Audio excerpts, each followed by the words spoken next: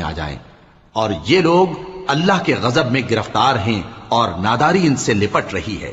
یہ اس لیے کہ اللہ کی آیتوں سے انکار کرتے تھے اور اس کے پیغمبروں کو ناحق قتل کر دیتے تھے۔ یہ اس لیے کہ یہ نافرمانی کیے جاتے اور حد سے بڑھے جاتے تھے۔ یہ بھی سب ایک جیسے نہیں ہیں۔ ان اہل کتاب میں کچھ اچھے لوگ بھی ہیں جو رات کے اوقات میں اللہ کی آیتیں پڑھتے اور اس کے آگے سجدے کرتے ہیں۔